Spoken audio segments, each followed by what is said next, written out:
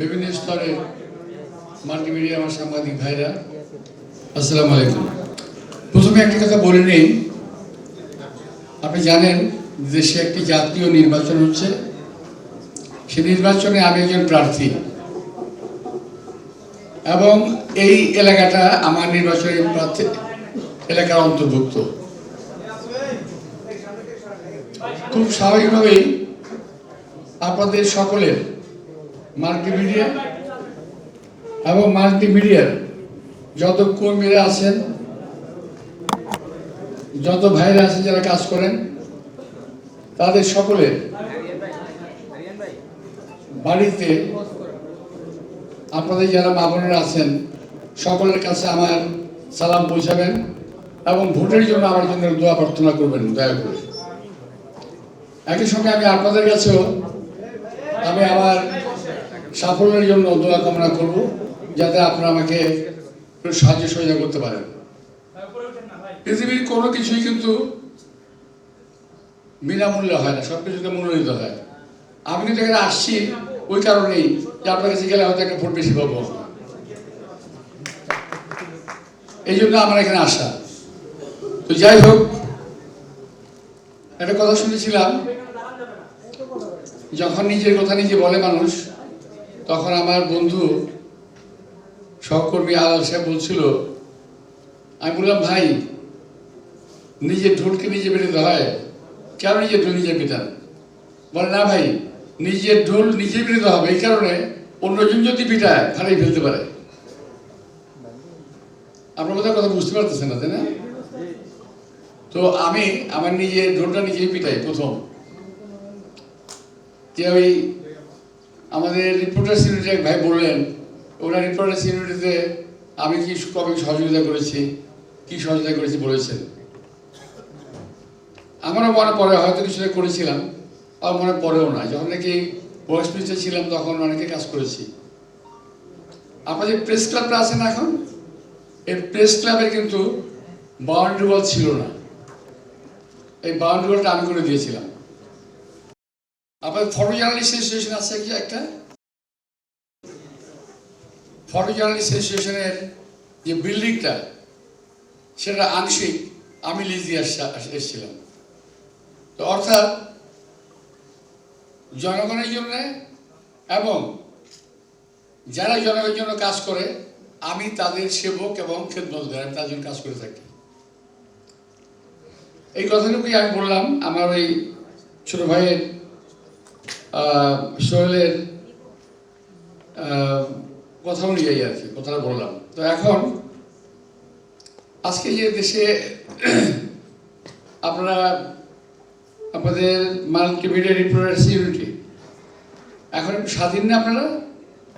তোমরা কি এখন একটু স্বাধীনতা অনুভব করো? এই স্বাধীনতার জন্য, কথা বলার জন্য, কথা বলার অধিকারের জন্য আমরা দেশনেত্রী বেগম খালেদা জিয়া সহ বিএনপি এবং বাংলাদেশ জাতীয়তাবাদী দলের সর্বস্তরের কর্মীরা 17টা বছর রাস্তায় আমরা প্যারেড করেছি, আমরা আন্দোলন করেছি, আমরা মিছিল করেছি, আমরা জেলে গিয়েছি। আজকে অনেকেই কথা স্বীকার করতে চান না। ওনারা মনে করেন যে একদিনেই, এক মাসেই এই স্বাধীনতা অর্জন হয়ে গেছে। অনেকে 71 সালের স্বাধীনতাকে স্বীকার করতে চান না। আমি বলি, যারা 71-এর স্বাধীনতাকে মানতে চান না কিংবা স্বীকার করতে চান না, তারা রাজাকারের দল ছাড়া আর কিছুই নয়।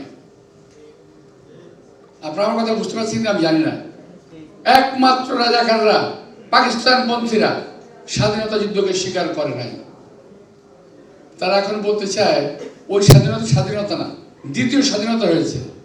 আমি প্রথম প্রবেশ করেছি, দ্বিতীয় স্বাধীনতা বলে বাংলাদেশে কিছু নাই। স্বাধীনতা একবারই আসে এবং রক্তক্ষয়ী সংঘর্ষের মাধ্যমে আমরা স্বাধীনতা যুদ্ধ করেছিলাম এবং যুদ্ধে জয়লাভ করেছিলাম। যদিও আমাদের প্রতিবেশী অনেক দেশ মনে করে তারা এই স্বাধীনতা আমাদেরকে দান করেছে।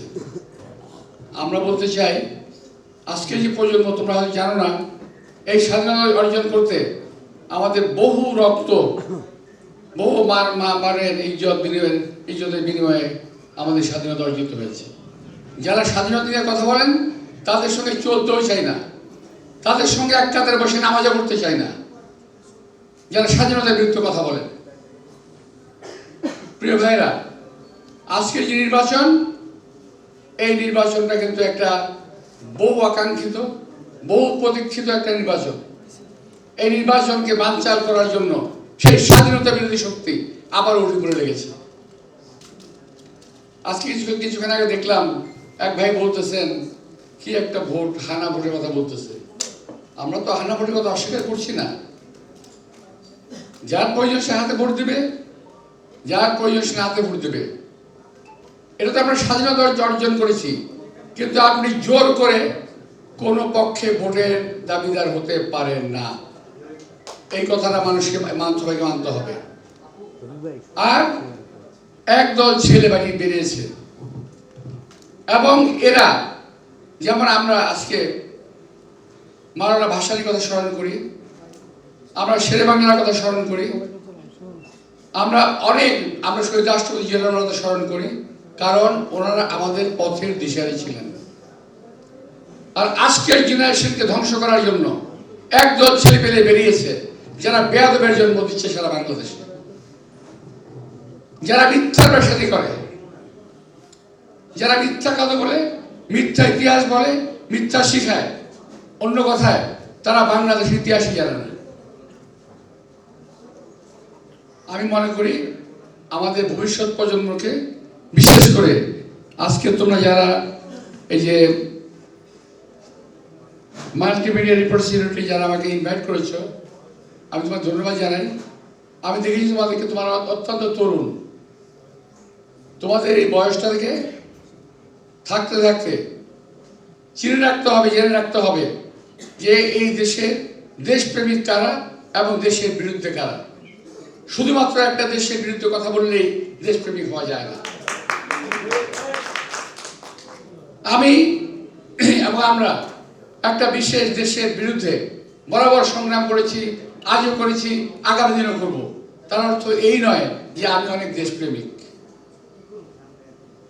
আগে নিজের দেশকে ভালোবাসতে হবে, তারপরে আমি অন্য দেশের বিরুদ্ধে বলি, এর পক্ষে বলি অন্য কথা হবে। আমার নেত্রী, দেশনেত্রী বেগম খালেদা জিয়া বলেছিলেন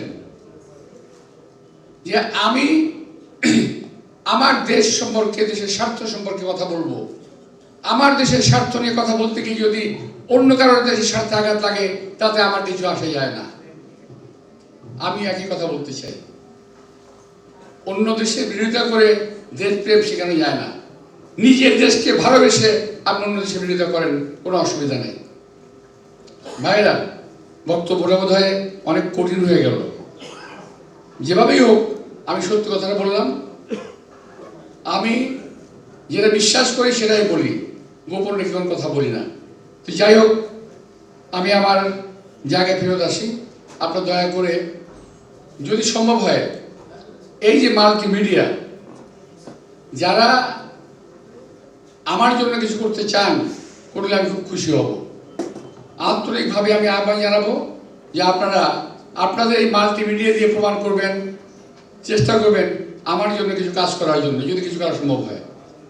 যদি কিছু করতে চান, যদি কোনো সাহায্য সহযোগিতা লাগে, বাসায় আসবেন, কথা বলবেন, ইনশাল্লাহ আমরা সেগুলো নিয়ে আমরা কীভাবে করতে হবে, আমাদের সাহায্য সহযোগিতা, কিংবা আমার আরও টিম আছে, তারাও কাজ করতেছে, সকলে মিলে আমরা একসঙ্গে কাজ করতে পারবো।